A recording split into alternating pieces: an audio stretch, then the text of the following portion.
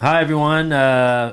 Welcome back to the At Alex Rocky Kim podcast. Today, we have the amazing honor and pleasure to have one of the partners and team members of the American Dream Team, Benjamin, my man, Perez. Thanks, Mr. Alex. IE. Yes, sir, Mr. IE. Yes, There you go. Yes. So where did you come up with that name? You know Mr. what? IE, yeah. That's funny. I was trying to figure out some branding because a lot of people would recognize me as 10X Ben.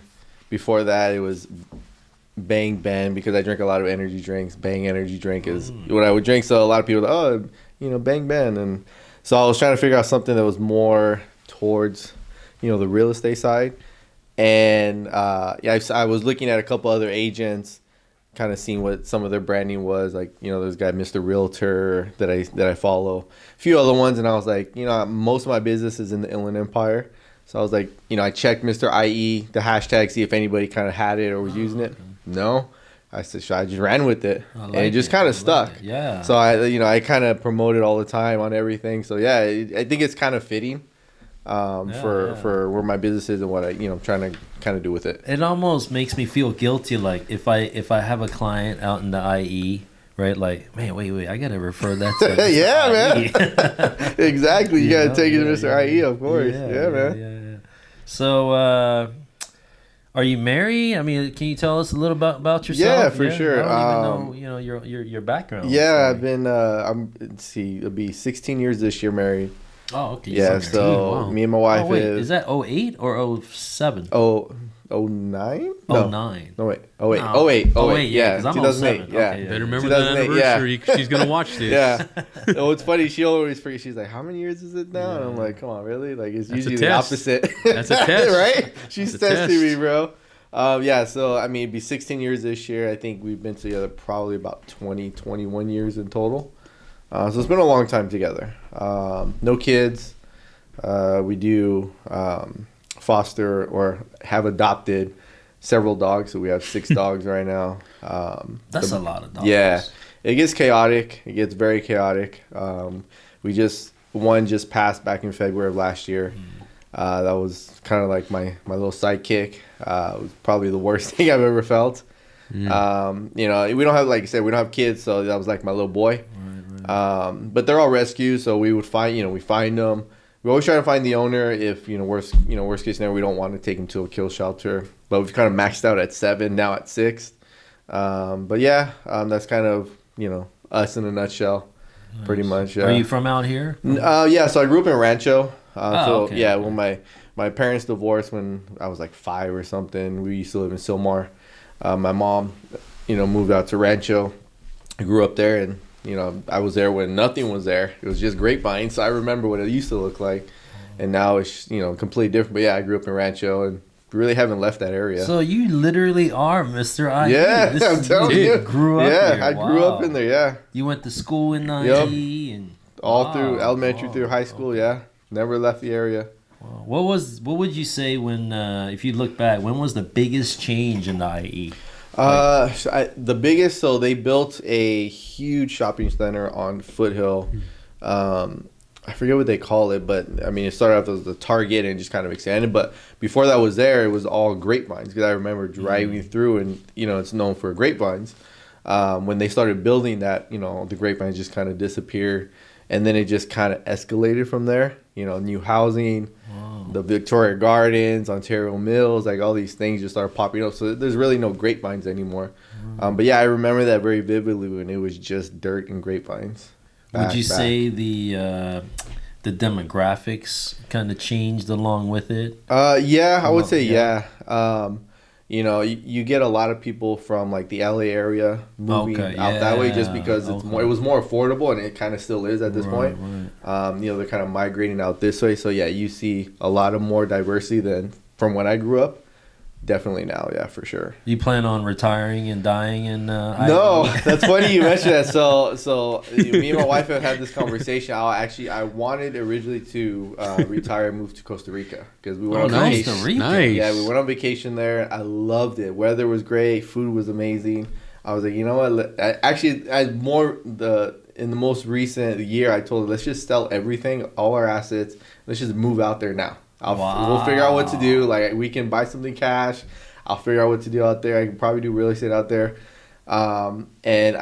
We were on vacation in Puerto Vallarta last year, and just started talking to a random guy, and I had brought that up, and he's like, I used to live out there, and I was like, great, how was it? He's like, don't do it. I was Really? like, what? You just shattered my dreams. I was like, why? Wow. He's like, well, it's almost impossible to get a work visa to work there. He's like, I tried to open, multiple businesses, and they wouldn't give it to me. He's like, it's not worth it, So he moved to Puerto Vallarta, which I think that's kind of like our second area where we may end up moving to when we retire. But yeah, honestly, I'd probably just leave the U.S. and go down south somewhere and just figure out what to do. Where exactly is Costa Rica? Is it near Central. Puerto Rico? Central America. Yeah, Central America. Okay. Puerto Rico's nice. Yeah, Puerto Rico's That's nice still too. U.S. territory. Yeah. Been there. But yeah, Costa Rica was like, I had my eye on that for Really? years, and now it's just shattered because I can't work there. So I don't know what I would do But you out there. still could retire there. I could You for just sure, won't- yeah. won't I mean, work there. if some things I'm working on actually, plan out accordingly, and then I could still definitely retire there, and not have to work. Got The it. point was to go now, figure out what to do and yeah. work from there, but that just didn't work out. Okay. Yeah. Puerto Vallarta's nice. Oh, They yeah. filmed the Predator there. Some of the Predators. So a lot of that's greenery. actually that's one of our favorite Yeah. places to go. I think we've been there 12, 15, 14 Yeah, times. that place is nice. We usually go like twice a year, just because we go to the same hotel, down the downtown area where the locals are. Mhm. It's cheap, food is great. Oh, yeah. Atmosphere is just super relaxing. So we always go there. That's like that's one of the places we'll continually go over and over, especially on vacation. Yeah. Wow. So Mr. IE almost became Mr. Puerto Rico. Almost, yeah. Mr. Costa Rica. Mr. Oh, Costa Costa Rica. Yeah, almost, yeah. Right. I told her, I was like, let's Yeah. just sell everything now. Now he's She gonna was be like, Mr. "Really?" Puerto Vallarta. She thought I was kidding. I said, no, I'm dead serious. Like, let's sell everything and let's just move out there. We'll figure it out. Wow. You know, a lot of people that grow up in like one place and that's all they know, Yeah. they hesitate to leave. Yeah. It, like Yeah. they're kind of. But wow, that's And I think there's some truth to that, but we've gone to so many places like on vacation. Like I wouldn't mind living in Japan. I've never been there, but that's one like I've seen places and it looks like a nice place to live. Like there's a lot of places we've been to that I think we would be fine, uprooting and just going somewhere else and starting over. Yeah. So what are you working on? I caught you saying something. If things plan. Yeah. out, So long-term plan is to have, enough rental income. Okay. From investment properties to where that's essentially what I'm living on, because I'm not putting any what's the word I'm looking for, trust in Social Security for us in my generation. I don't think it's going to be there at that point. I think it's going to be nothing there. So I got to think outside of that. So I've got a few rentals right now. So if I can generate enough income, my minimum dollar amount, so I can generate $20,000 a month. Okay. That's more than enough for me to Based live on comfortably. today. Oh Based yeah, on today's. that I can live comfortably and do whatever I want. And then just stack on top of that. So that's kind of the end goal. So it's not a number of properties, just because obviously from when I bought the ones I have now to where values are now, like those numbers don't make sense. So I have to, I'm thinking probably out of state is where I'll invest in the coming years, not in California. It just doesn't make sense unless it's a phenomenal deal, which are far and few between. So yeah, I'm contemplating probably looking out of state. I've talked to a few people where the cash flow is very substantial and the price points to buy are really cheap. Right. So yeah, that's kind of what I'm So targeting. it's interesting that you have that plan. Like where how'd you come up with that? Because a lot of people don't think like that. Where whatever income I need to be comfortable, I want that as passive income. Right. I mean, like, how did you? When did that kind of strategy come into play? Where'd you learn that? Yeah, so several years ago, me and my wife joined this real estate investment group called Fortune Builders. So they've been around a long time. You pay like a certain amount to be in the mentorship or be part of their program, and that's kind of where we learned investments, flipping, passive income. That's kind of how it started, and. When we were working 9-to-5 jobs, W-2 jobs, is when we bought our first few rentals. And then it just kind of, we started thinking long term, because when we left corporate America, there is no 401k when you're, a solo agent or you're an independent contractor or you're an entrepreneur. Like, you don't have those safety nets for retirement. So then we started, okay, well, we got to just add more assets to have that income coming in because, like I said, I don't think Social Security is going to be there for us. I see what my mother-in-law gets. It's pennies. How she survives, I don't know. And it's just getting less and less and less. I don't think it's going to be there. So that's kind of where that plan came from. Wow, that's amazing. So, one thing that I try to teach, my friends and family, kind of the same concept, but if I go work it backwards, right? This is a mindset thing, right? So the fact that you're able to see that and you want to reach that goal, it's going to make you strive, save more, and you already have a step, right, until you reach that goal. So one of the ways that I did the math, because it's all math, right? It's how you kind of pencil out the numbers. But how do you get to $20,000 a month, which that's a pretty good number. I think that could work for most people. Yeah. But how do you get to $20,000 a month where you don't have any debt on the property, okay? And then on top of that, which we'll talk about debt in a little bit, but assuming there's no debt, and then so how much cash, right, or home value do you need to create that $20,000 in income? Have you done that math before? Yeah. So when it comes to rentals, I know a lot of investors use the 1% rule. So if you can make a 1% return on your investment off of rental income, it's the ideal rental property to buy. I bought mine so many years ago that I'm making way more than that. I'm making double-digit returns. Sure. Can you give me an example of that math? Like the actual math? Yeah, like if you were to do it today, what's... Yeah, I would have to... you know what? I would have to go back in. Let's see. If I remember right, it's whatever you put as a down payment. Yeah, so let's say $500,000 house. Right. On non-owner, 30%? So when 20%. The rates were lower? Yeah, so 20% was, down payment. Okay, so let's say $100,000. So on $100,000, the 1% rule would be $1,000 a month. Correct. Okay. So I think of it a little bit more extreme. Now, obviously, that works, right? That works. But I like to think of it as a little bit more extreme than that. So my thought process is... how much? Well, actually, it might work out the same in a city like Bakersfield, for instance, because I don't think there's any $200,000 homes in IE, right? No. Yeah.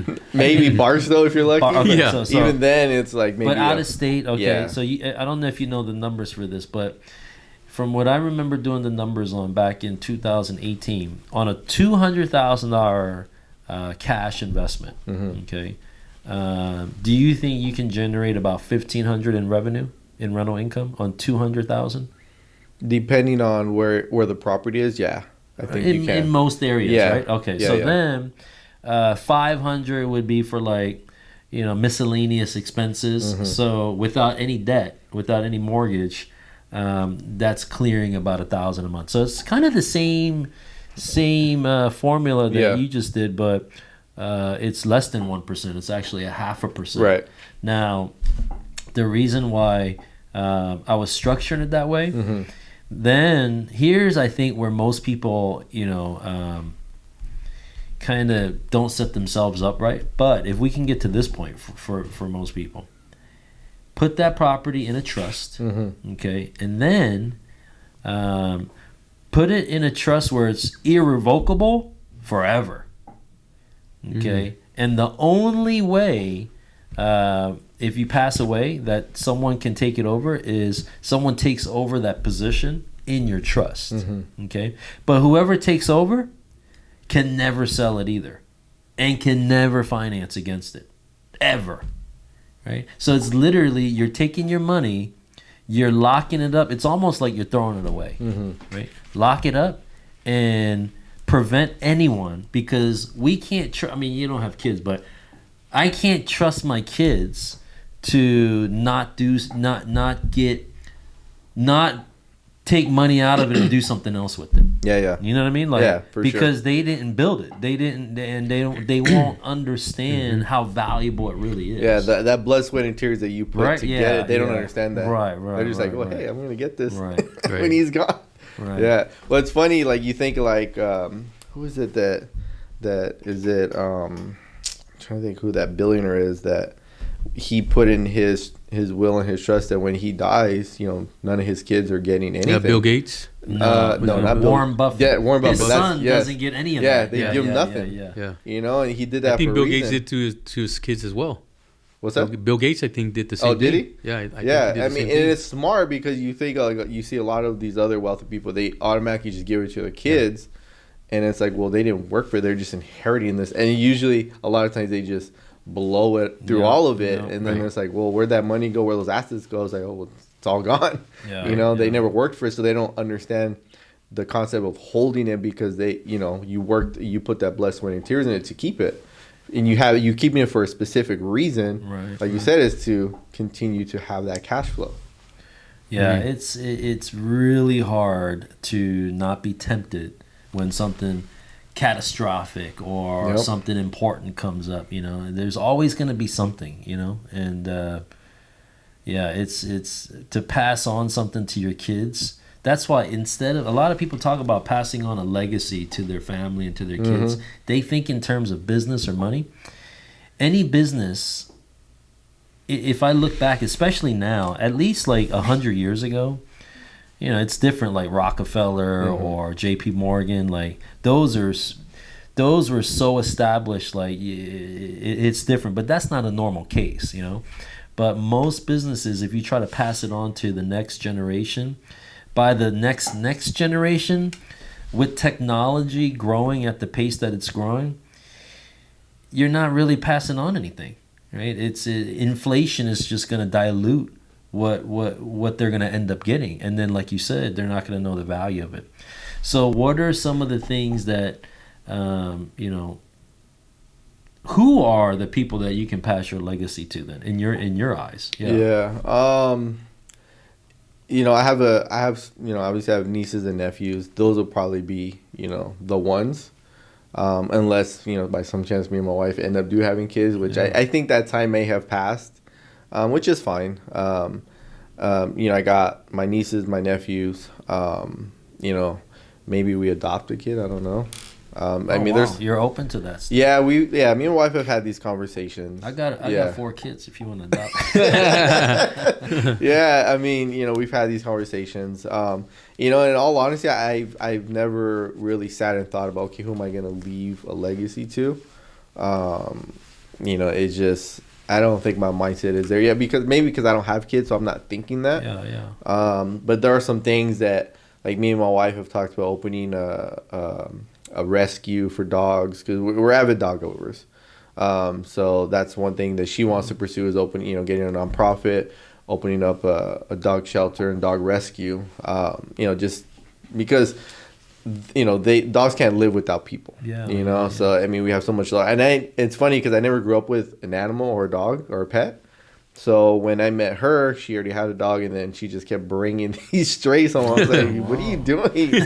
But then, I started getting attached, and then we don't have kids, so it's like there are kids. So we've kind of like that's one thing we've thought about is like opening up a nonprofit, and maybe that's the legacy that we leave is a nonprofit for someone to carry on, when we're gone. Yeah. Why don't we start that, bro?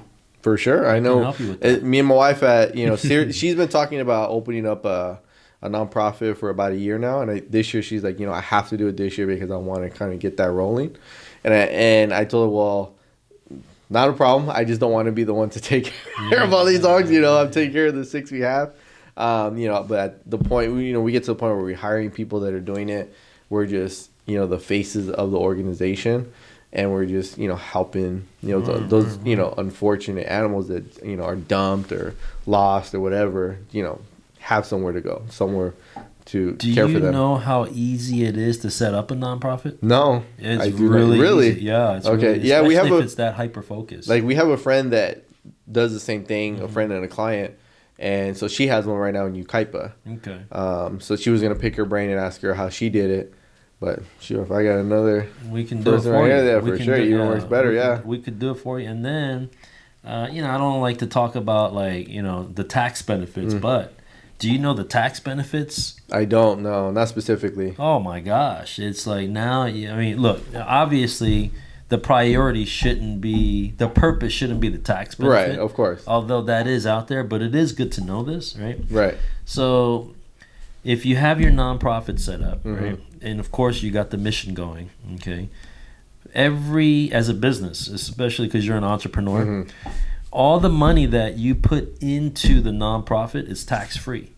It's tax exempt. Oh wow. Right. So if you have a $200,000 revenue doing your business, right, and you decide, maybe your annual expenses is like 50 grand, let's say, right? So 150 grand you would pay taxes on. Well, if you donated 150,000 into your nonprofit that you would be the board member of, right? That you would be the controller of, that 150 you just paid into the nonprofit and it's tax free. Wow, I didn't know that. Right. And then from the 150 you would use that to pay yourself, right, if needed. And then you would use that to, of course, serve your mission. Nice. Right? Yeah. So a lot of people set up the nonprofit just for that that reason. But in your scenario, you actually have a purpose. Yeah. So. Wow. Talking about some perks. Right? Yeah. I didn't even know all of that. Okay. Yeah. And then on top of that, especially with ChatGPT now, it's really easy to write grants to when you're doing that kind of mission. Yeah. There's other organizations where, especially if there's like a lot of stray dogs out there or a lot of homeowners that they can't handle taking care of their dogs, right? And if there's a local channel for them to be able to send that to, I mean that's saving at some point in the process saving money to have to handle that, right? So there's grant money available at different local levels, state levels that you can write grants for and receive government funding for that. Oh, wow. That's what a nonprofit is set up to do. Interesting. Didn't know that either. Okay. Yeah. So yeah, we're gonna have to talk offline about this a little bit more. Yeah. I mean, we can talk, anytime. Yeah, sure. But I would awesome. highly encourage this, especially because you have a passion for that. Yeah. Yeah. And that's something that, again, as you do that, you build a community of people that have a passion for taking care of their dogs, and it can lead you to a lot of different places. Yeah, a lot of stuff you can learn here, Ben, in this building here. I have a question for you though. So now we know you love dogs. Are you tapped out on dogs, or are you like that's it? Yeah, just six. So after the seventh one we had passed, which pretty much crushed us. We have the 6 now, and me and my wife have had that conversation. We're done bringing in, anymore. Like they're already all getting to that point where they're getting older, and they're all about the same age. So we're kind of like, okay, once we've kind of they've all passed, now we're gonna do a lot more. Even though we travel, we're gonna do more stuff. We maybe at some point we'll bring in another one, but I think we want some time away because we've had them since we've been together. Yeah. So we've never been, it's just me and her. We've always had the dogs, which are kind of like children because you always got to take care of them. So we want to break after the last 6. Yeah. Have gone How to do you go on the rainbow. vacation with 6 dogs? Her mom will come and babysit them. Okay, Yeah, her mom comes and stays at our house.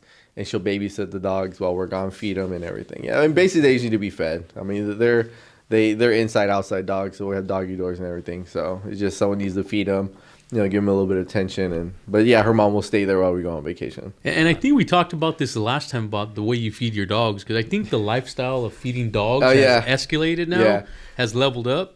When I was a kid, it was just pour some gravy chain inside the bowl and leave it outside, and they're good to go. But now I think people are boiling chicken. Yeah, so they're feeding them. I've done a few videos where I show what I make their food. So I make about almost a month's worth of food for them. It's a specific kind of beef that someone said I can buy at Costco. It's called ground chub. I don't know really what's in it, but it's some kind of beef that's just ground up, and then I'll put some potatoes or sweet potatoes, pumpkin, some vegetables. Cook it all up. It takes me about 5-6 hours a day in one day to cook it. Oh, okay. Wow. One day. Yeah, I do it in one day. Oh, okay. For the month. For about the month. So this Friday I got to cook again because I'm already running out. But yeah, it'll take me about 5-6 hours to cook all of it, and then I just freeze it, and then that's what they eat. Because we were doing the canned food for the longest time, and then they started just developing allergies and stuff like that. So I started talking to a few people. Everyone said, human grade, is kind of the best way. And there's a service where you can get it. I did that at the beginning, where they would just mail you the food frozen, already cooked. All you got to do is serve it to them. But it got really expensive. And then when I did the math, like, okay, if I just bought everything and just cooked it, I mean, I'm paying about a third of what I was paying just to buy it and get it delivered. So I just did it myself. Wow. I just got to take the time. So I'll take a day off where I'm just at home and I'm just cooking all this food all day. Got it. Yeah. But yeah. So I'm cooking for the dogs, traveling, married life. What do you do? I mean, now you're a real estate agent by trade. Yes. Right. Tell us a little bit about how's your schedule with that? Like, is that full time? Yeah. So full time. So I've been full time. So this is my second stint around. So I originally got licensed back in 2007. Did a couple deals, and then obviously people that know the market crashed. Yeah. I had no idea what to do. I was new. The brokerage I was at just closed their doors. I had nobody to kind of turn to, so I went back into a 9-to-5 for several, I think about 10, 12 years, something like that. And then decided I wanted to come back into the business. Came back 2019. I haven't really looked back. Recently? Yeah. Oh, okay. And just been full-time ever since. So, yeah, I mean, I have some daily things I do. So, every day I wake up early in the morning. The gym is like my go-to. Like I can't go a day without the gym. So I go about 5 days a week. It's been a habit for about 15 years. And I try and make sure I'm in my office at least 3 to 4 days out of the week. And it's just, following up with, my CRM, following up with past clients, just, making sure my business doesn't stop. Because I think a lot of agents, especially newer agents, like you get that one check, you get the 2 checks, and then you take the foot off the gas, and then that check is depleted, and then you're scrambling for the next one. Right. So like some of the partners I work with, or people in my office, you're working like you don't have a check. Yeah. Always. You got to have that mentality in order to, I think, sustain this business, which is interesting. So like, there was reports that last year more agents left last year than 2008, which I thought was weird because last year wasn't a crash. It was just kind of, an adjustment of the way the business was. My thought process, or what I think was happening, was agents that came in during COVID when the business just went insane and you didn't really have to do a lot to get deals. Those are I think a lot of the agents that left. Order takers. Yeah. So when the business changed, we had to kind of go back to, the basics, what we call it. They didn't know what to do, or they weren't guided on what to do, and they went back to a 9-to-5, what they were doing prior. At least that's what I saw, in my opinion. So, but yeah, I mean, daily it's just, we're in the business of relationships, so it's, just making contact with people, seeing how we can help. We're not, I don't like to be labeled as a salesperson, even though I did a lot of sales, and real estate is kind of a sales job. I think it's more of a relationship and people job. And it's just building relationships. How can you help someone, whether it's guiding them on how to buy more assets, or, if they need to sell an asset, depending on that situation. Now, there's a lot of people obviously the market slowed down last year, so a lot of agents there was an exodus that you're referring to. I agree, though. I think more people left, but not maybe the percentage may be about the same or less, but there's just a lot more that entered the industry. Oh, for like sure.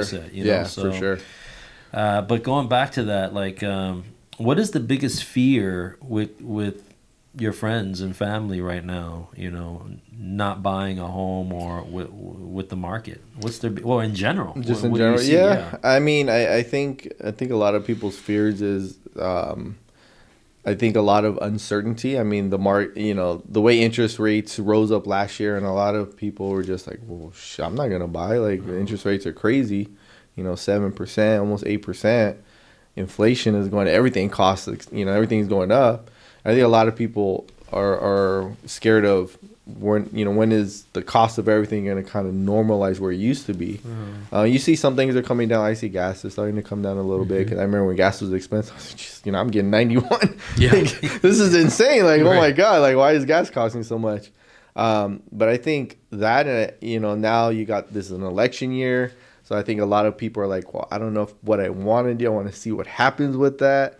There's talks of the rates are going to come down multiple times this year. But then we can never predict. I mean, they could say that and then they can reverse it.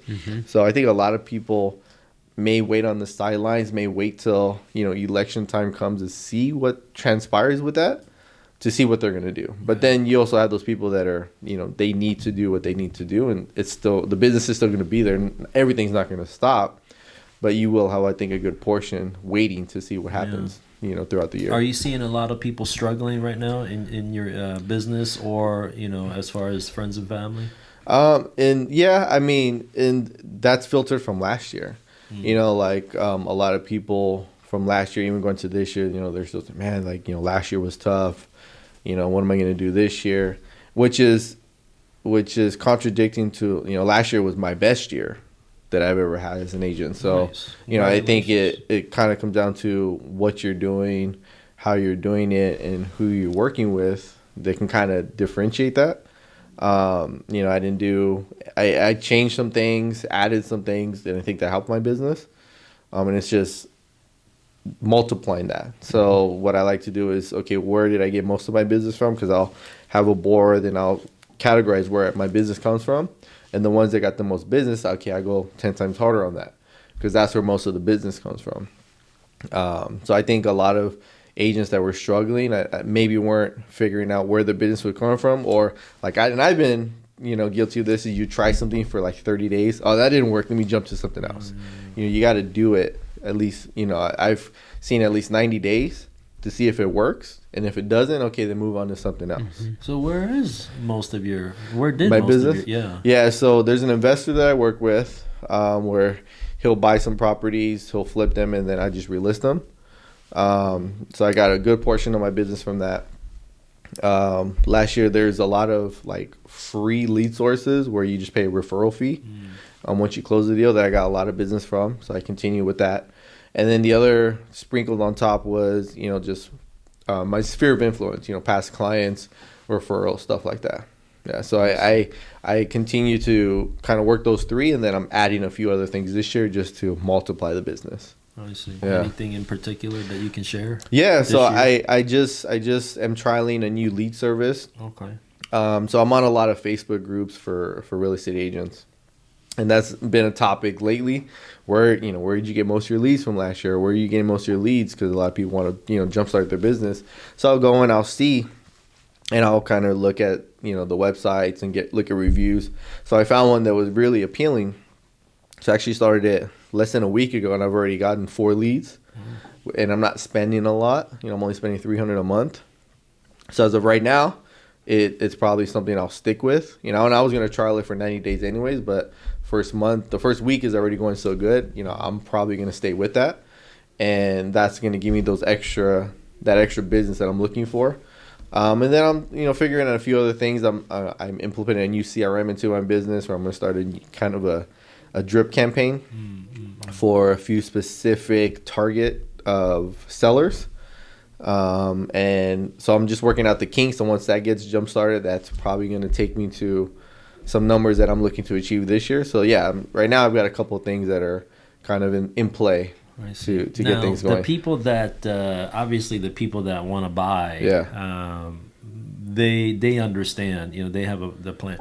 What are the reasons why the people that don't want to buy? What's holding them back? Or so what I've encountered, it's what they can afford. Because when I'm having an initial conversation, finding out their scenario, I always like to ask them the question, what's the maximum you're comfortable with paying a mortgage? And then when they give me that number, I can reverse math it. Okay, well, this is the price point that kind of fits that budget. And if it doesn't make sense, it's like, well, you're gonna need more. I've encountered a lot of people I want to pay $1,500.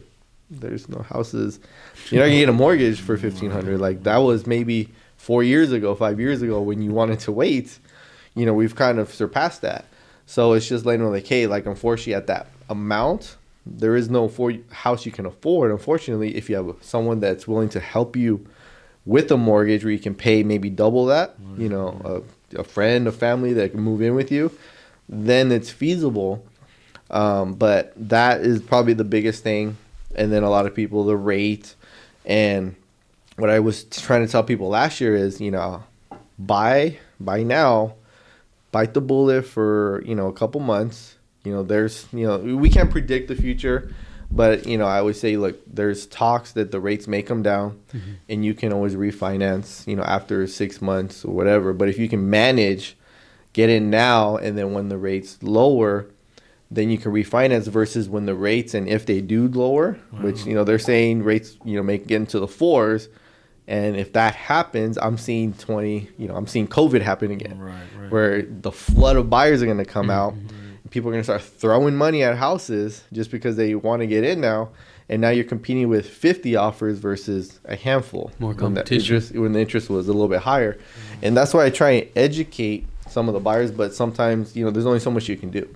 There's plenty of clients I've had from years ago that I'm going to wait. And they waited until they can't afford anything now. So now they're forever going to be renting, unfortunately, which I hate.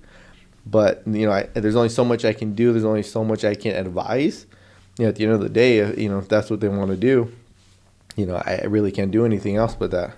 Do you know anyone in the last 5-8 years since the 2008 crash that's gone wrong with investing in a home? Nope. Right? Mm-mm. And it's funny you say that. So I always try and tell people, look, because I've had conversations with potential buyers like, oh, well, like, I want to buy, but what if the market crashes? I go, what if the market crashes? Your payment doesn't change. It stays. If you can afford it now, and you lose $100,000 if the market crashes, real estate always goes back up. You're gonna get that money back. But if you can still take that payment, because that's not gonna change whether we're in a crash or not, you really lost nothing. You may have lost some equity, but the equity always comes back. And sometimes they think that, oh, if the market crashes, like, I'm going to lose my house. Well, why would you lose your house? You're still making the payment. Unless you stop making the payment, then we have an issue. But a lot of people don't understand that. But yeah, I mean, to your point, that people that bought since 2008 and now, I don't know anyone that's really gone wrong, where they're in a worse situation from buying the home. But like you said, as long as they can hold on and make that payment.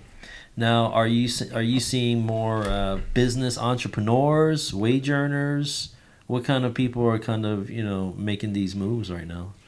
Moves as far as like purchasing? Yeah, purchasing. Or are you dealing with more buyers or sellers? So I was heavy sellers last year. And this year I'm adding a lot more buyers to my pipeline.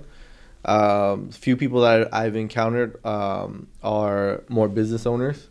I think they, last year, business owners, like, for us, if we want to buy a house, interest rates are way different than if you're a W-2. Right. So I think that scared a lot of them. And I think now that the rates are starting to ease up a little bit, they're starting to come back. Okay, now now it's more feasible. The rates are a little bit better for the type of loans that work for them to get into a home. So I'm starting to see them come out a little bit more. Yeah, for sure. I see. Yeah, so it's interesting as we're starting to see more business owners making moves.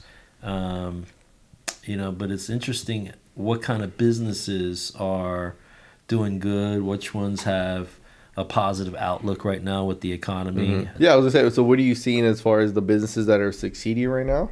And what are the ones you're seeing that are struggling right now? Most of them are struggling. Okay. Most of them are struggling. I think a lot of the scenarios that I'm seeing, they didn't buy because they couldn't buy, not necessarily because they don't want to buy. Right. But usually the business person's mindset is, instead of buying a home, the money that they can make on rental property or on the equity, on the appreciation of a home, usually the business person's mindset is, I can use this money to make more money, and then buy the home later. Yeah. Now, after the last 3 years, I mean, a lot of business owners did well, right? Now, there's different ways that they may have accrued their capital. Many, especially in Southern California, as a business owner, they got a lot of benefits from like those. I don't want to say free money, but those, you know what I'm talking about. Yes, the SBA loans. SBA loans, SBA loans, but then the PPP loans. That's what I was referring to. Then there was what was the other one where if you had a bunch of employees, right? Yeah. Right? Like those things are hot, right? And there's so much money that's still kind of like in the bucket right now that people are taking out. So they had this money on the sideline, so they have the down payment. They were looking to do something with it, but now they're like, you know what? I need to put my money in real estate. So a lot of these business owners, they have like $500,000, $1 million bucks. Mm-hmm. They don't know what to do with it, and their business is slowing down. But I'm seeing them buying homes with it. Mm. It's incredible. Like, just kind of. What they don't have a plan, but they are buying a home with it. Nice. It's so. I think there's a market for that this year. Yeah. They have like 20-30% down payment on a $1.5 million, house, and if they do, I think if you're putting about 35% down right now, mm-hmm. in most scenarios, the rent will cover your total PIT, right? Your total principal, interest, taxes, and insurance, right? So.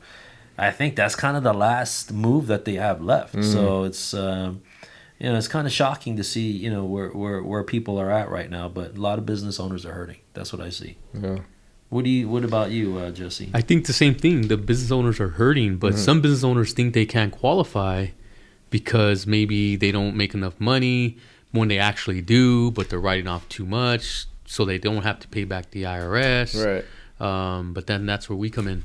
That's where we come in and help them, and educate them, and get them into those properties and those loans that they thought they couldn't afford when they actually can. So, but yeah, businesses are struggling. A few businesses that matter of fact, last night, had somebody that called in and they said, I said, well, what do you write off on your taxes? We show no money. We're negative. Well, how much do you make? Make $200,000 a year. And I'm like, you show nothing. And he goes, yeah. So he goes, well, what do I need to do? I said, well, here's the plan. Yeah. And kind of wrote it out for him. So he filled out the application after talking to him and gave him the plan of attack. We're gonna get him into something. Seeing these types of products coming out, as the rates went up and as the rates stay higher, what's interesting is there's a lot of private money.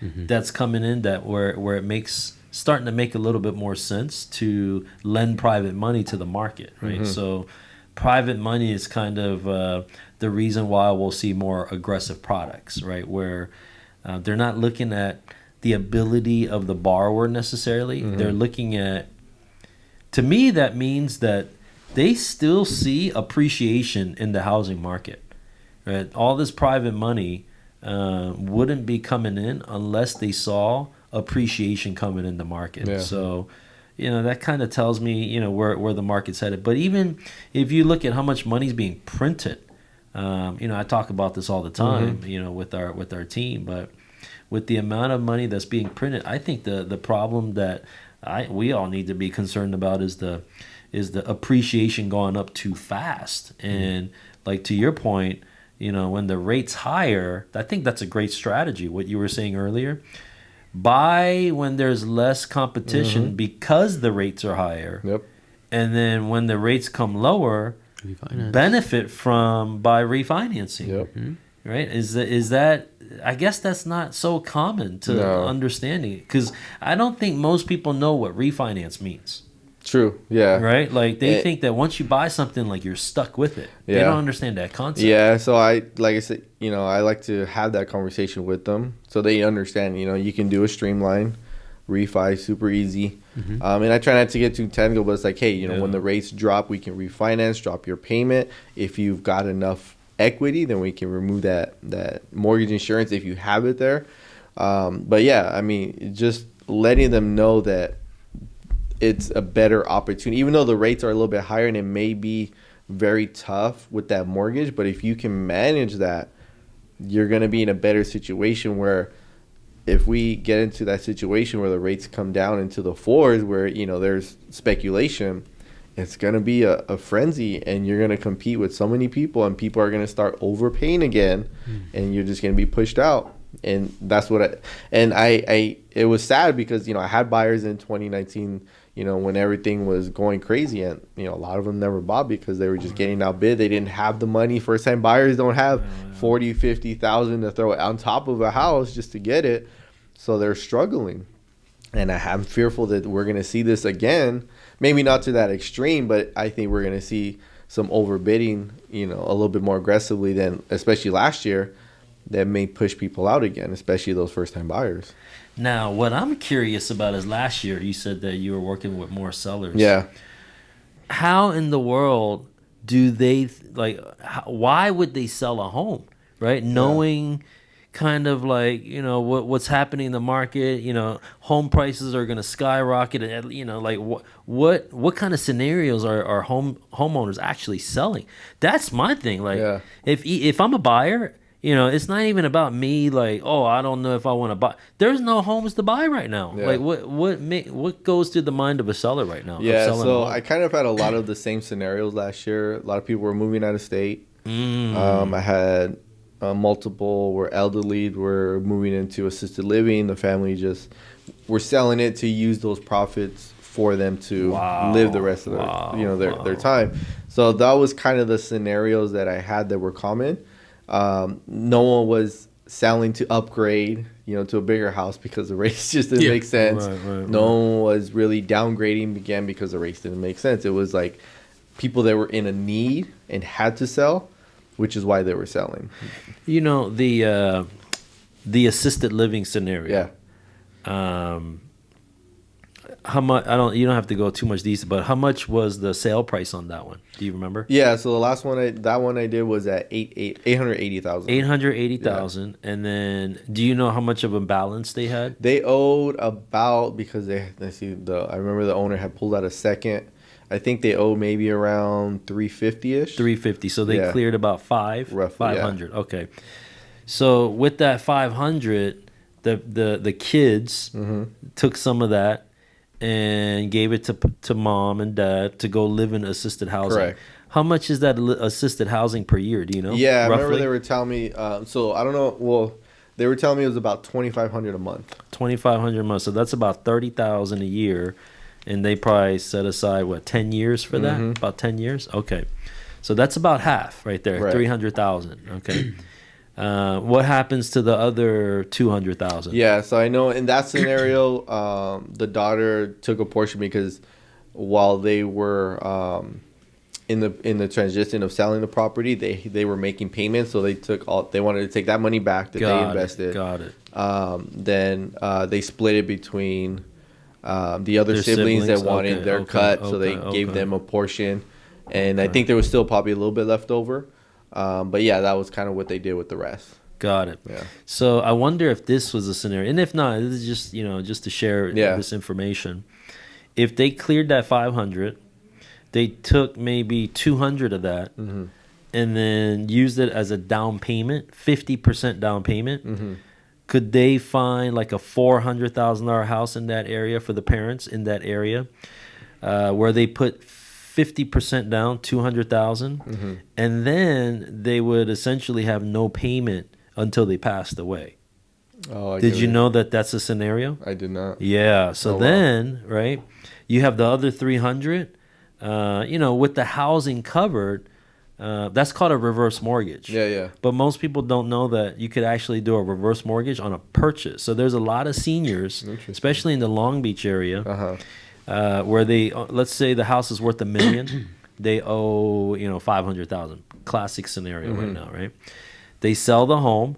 They don't need that big house. They got $500,000. Okay, they can take half of that, $250,000, go buy a $500,000 condo, no payment for the rest of their life. Okay, and then matter of fact, the kids, they're gonna take that house over eventually, right? So if the kids already don't have one, at that point, go get a life insurance policy. The kids, I'm not talking about the parents, but the kids.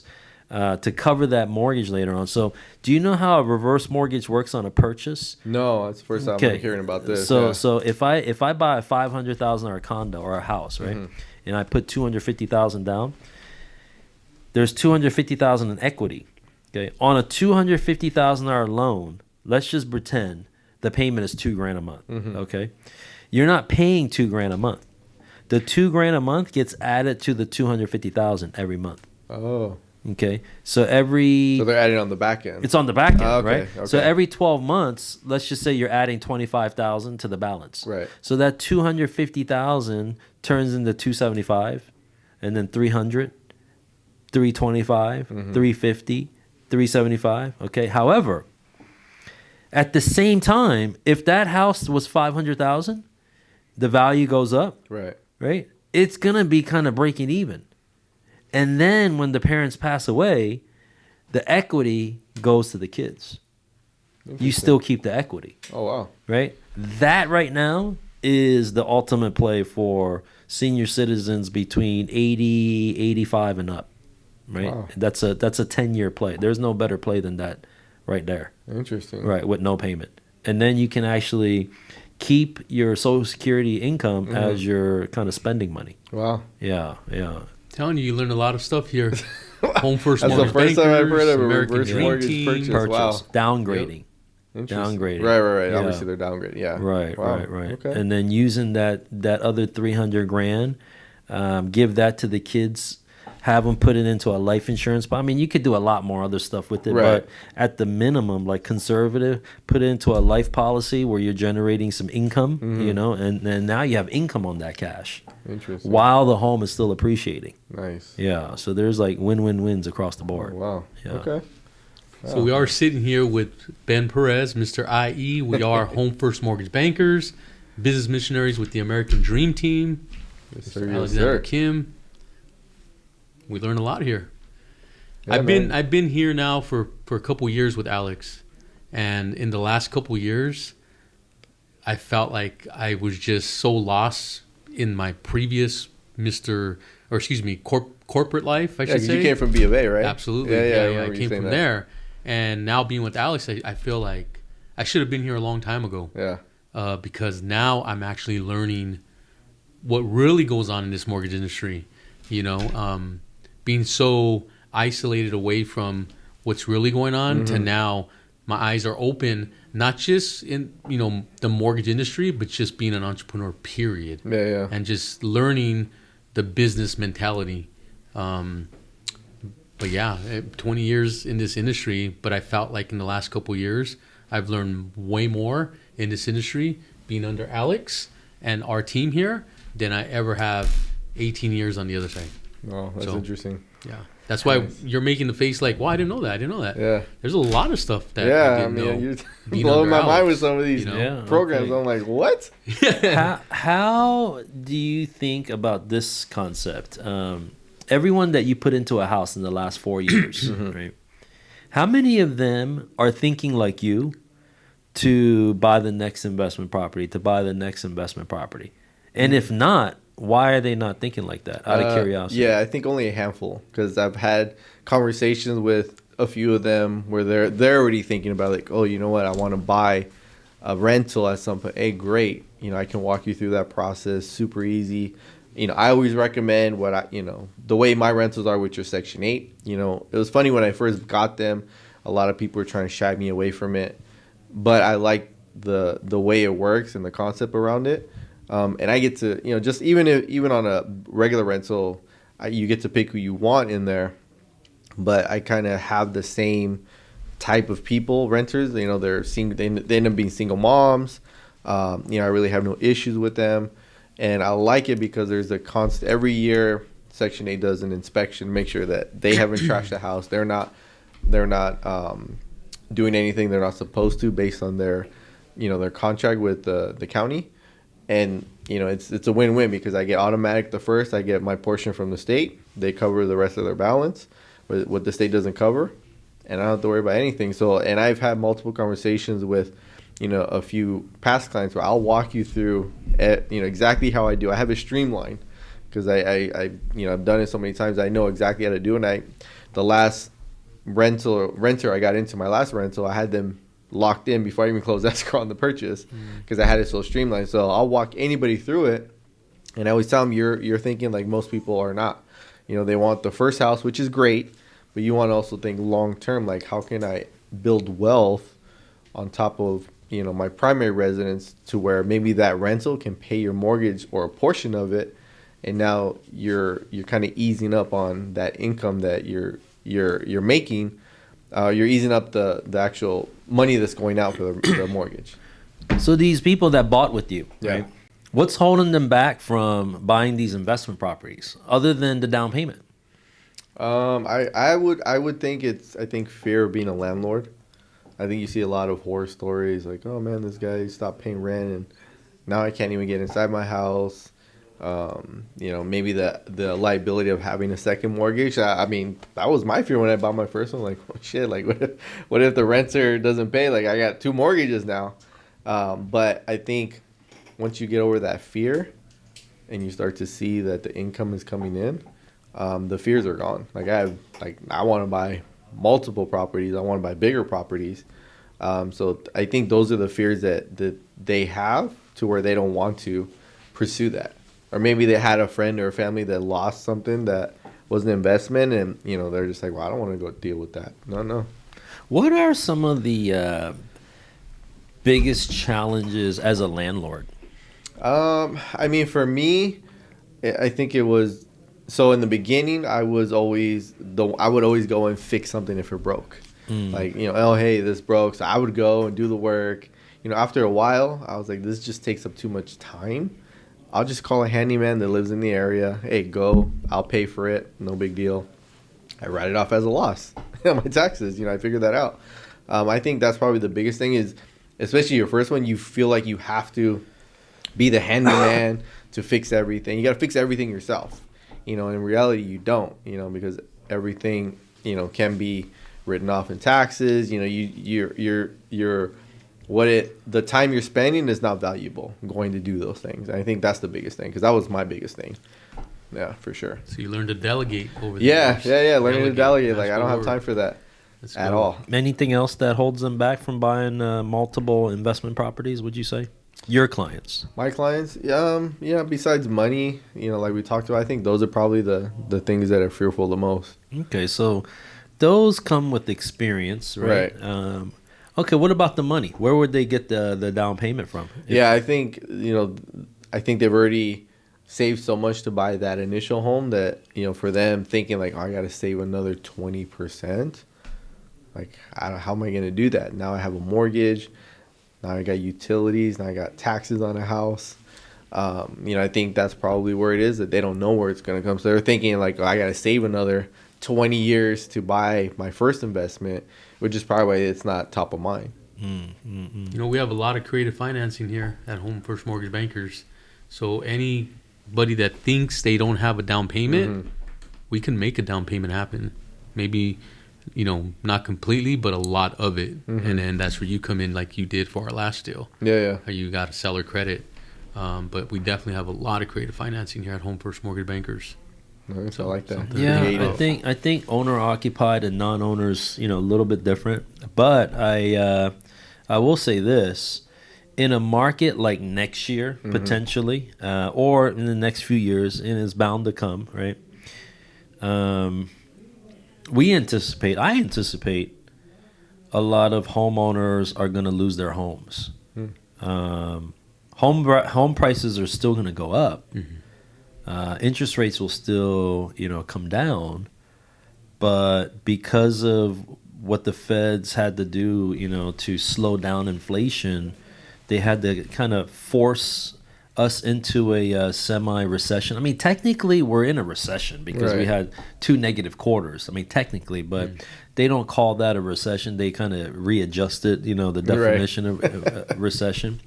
But the reality is people are falling behind on their income, right? So there's going to be a transition out of some homeowners going into, you know, the rental market, and then someone's got to take over those homes, right? So I think there's a big opportunity coming up after the elections. You know, I see maybe around May, June, July, we're going to have to lower the rates to kind of kick up the economy again, especially right before the elections. If they're going to do it, they're going to do it right before the elections, I would say. But then right after, I think that'll damage inflation again sometime next year. So in anticipation of some of these, properties coming up, do these people, do the average homeowners know, how to be ready to, and this is going to the American Dream Plan, right? Kind of transition into that right now. Right. Like if they have the credit, I'm going to assume they had decent credit to get into that home. Of and course. By the time they've been making some payments, their credit should be okay by now, right? They're not homeowners and missing payments. So if they have the credit, do they know that they can acquire or access capital as a business owner, right? Like every American should be a homeowner, but before they become a homeowner or simultaneously or right after, in my mind, before, should all be a business owner, a small business owner like yourself, like Jesse, like myself. We're all entrepreneurs. Right. Everyone should be that in a sense. And to me, if you're not pursuing home ownership and small business ownership, you're going to fall behind. And you're not really taking advantage of living in this country and pursuing that American dream with true financial freedom. How do you think your friends and family would respond to that? Is that too much over? I think so. Yeah. I think so. Like, and you bring that up because my wife she always asks me like, man, none of your family like sends you referrals. No one buys real estate. I go, yeah. I mean, it's just maybe they're not thinking long term. They're not thinking future. I mean, they grew up like my dad grew up with. He's got a pension. He's got 401k. Like they're used to that. They're not used to what is now the market and how we're going to retire. They're not used to that, so I don't think they think like that. And maybe they're just not thinking long term. They're not thinking about building more wealth. And I'm maybe that oddball in the family that I'm thinking bigger things because I don't want to struggle when I get older or when I retire. So, yeah, I think a lot of people, either it's over their heads or maybe they're scared. They just don't understand it, so it scares them. They're only used to what their parents told them, like, you get a job, you buy a house, you get married, you have kids, and you die. That's what they're used to. I think a lot of it has to do, too, with lack of education. Like, being for educated on what to do, because being here with you, I've learned, like, a lot, and I'm still learning. And I feel like, man, like, I didn't know any of this stuff, But being around Alex, people that we connect with, other entrepreneurs, even like yourself, I think every day we can learn and continue learning. And I always say, like, I'm going to learn until the day I die. And I'll never stop learning. But now the ultimate goal is putting into play what I've learned. Yep. And that's what I feel like this year. I said, okay, everything Alex taught me, everything, because Alex knows when you're talking, I sit here and I listen. I'm just in my own little world listening to Alex, and then I'm like, okay, and then I go home and I'm thinking of this guy. I'm like, man, this Alex really stood out today. Our 5 a.m. calls in the morning, if you haven't been on them, you definitely want to get on them. Oh, for sure. Anybody that's out there should really get on these calls because you don't know until you know. So those calls in the morning, coming here to our Home First headquarters, which is our American Dream Team headquarters, you learn a lot. That's why throughout this interview, I've said, this is what you learn here. Every day is something new. So I think that's what it is. Lack of education, people not educating them right. And as long as we can spread the word out there, more people are going to attach to us because we're trying to bring more education to people so that they know that, they're not alone out there. I mean, I didn't know a lot of stuff, so I think that's what it is. Yeah, lack for of sure. education. I feel like this is just me, just sharing my thoughts here.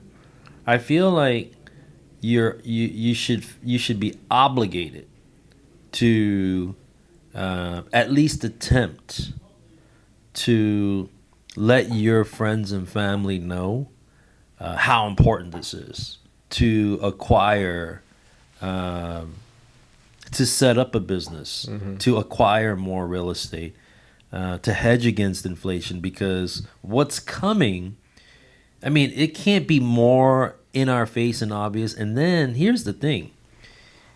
This information, it's the easiest time right now in the history of our society to learn this information, because there's a thing called YouTube. Yeah, everything's accessible. Literally, yeah. Like my kids know how to do so many things, and I'm like, through YouTube. How'd you learn how to do that? And their answer is, I learned it on YouTube. Yep. Right? Everything from learning how to play the drums to playing the guitar to fixing your car to building a car. I mean, there isn't something that you can't learn on YouTube. Someone is putting it out there. Yep. Or even on TikTok. TikTok now is even on TikTok. Even on what TikTok. Yep. So, if we and I think if we are the only ones, especially in our friends and family network and community, I think we have an obligation to bring them to our channel, where we commit to making sure that the education and the content is available to them, and then get them to really learn this with us. At the least, follow your path that you're doing, that you're on. Because if not, they're going to fall behind, right? They're going to fall behind. And, we're in a scenario where these big institutions are really in a position to separate the gap, the wealth gap between the middle. The very few of the middle are going to exceed to the upper, and then a majority are going to fall below, fall behind. And I think we owe it to our own friends and family to, at least get them to see and think about, like, hey, why not? Why am I, falling behind? How are all these people? I mean, I'm no better than you, or we're no better than our friends or family, right? What did we do? I didn't do anything, to be better, to be more ahead. So it's our obligation to make sure that, we shouldn't get too far ahead of our own peers, of our own friends and family, right? Like, they should be keeping up with us, because otherwise they're not going to be in a good position. What do you think about that? No, and I think that's 100% true. We should. I don't necessarily see it leading, but yeah, we should definitely educate them. Like, hey, let me open your eyes a little bit to what you can do, what opportunities are out there. What you do with that information. It's kind of up to you, but I can guide you, on the right path, so you're not left behind. So you're not struggling. If things end up getting worse than what they are today, 100%, because I don't want to see any of my family struggling. God forbid, I don't want to see my friends struggling at all. I want everyone to be, comfortable and, managing their finances and, not having to work multiple jobs or, have multiple people living in one house just to pay the mortgage. Like, God forbid, that would suck. So yes, I think, us being, in this environment, in this business, yeah, we definitely should be the ones that are kind of leading that information to them in order to open their minds of, hey, like, let me show you what you can and what potential is out there for you to build some more wealth, for your family and for your generation that you want to leave, for sure. Well, I agree. And, as Americans, I think the two most valuable things, if we that we all equally have access to, there's two things. It's our credit and it's our right to vote. If we know how to leverage that, there's really everything else is we're on the same level playing field, because especially with AI coming up, social media, personal brand, getting our story out there, and using our credit and our right to vote. These are the things, the tools that kind of even the playing field for us to all be able to share in on. I mean, it's the same assets, it's the same real estate, it's the same homes, it's the same food supply system. It's all the same things. It's our health, it's our mindset, yep. Right? It's the same education. We have access to the same platforms. Like, we should all be pretty much living at a same standard of living, right? A standard of life. So there's no excuse if we don't, right? So American Dream Team, we appreciate you being a part of this mission to share our story, share your story, all of us individually and as a team, to help build wealth through real estate, with real estate. That's kind of the founding principles of our country, and help each other to do that through small business ownership and home ownership. If you want to continue following us in our journey, subscribe to our channel at American Dream Team, at Alex Rocky Kim, and please comment on any questions you have or anything that you may want to hear next in our conversation as we become leaders and train to become leaders and be at the forefront to learn, and so we can bring this knowledge and bring our experiences and our testimonies to you, so you can follow the same path that we're doing to build wealth, to buy these investment homes, to buy homes without using any of our money out of pocket, using our credit, and leveraging what's available to us. We all have access to it. There's no excuses, and no man left behind. That's our principle. That's our thought process. That's our model. So follow us and enjoy the journey with us. Enjoy the fruits with us. Thank you for showing up with us today and sharing your story with us. It was great to get to know you. No, I appreciate it. Let's go. All right. Mr. IE, Mr. Ben Perez, Yes. Jesse Moreno, VP with Home First Mortgage Bankers, business missionary with the American Dream Team, Mr. CEO, Alexander Kim. Let's go. All right. Till next time. Take care.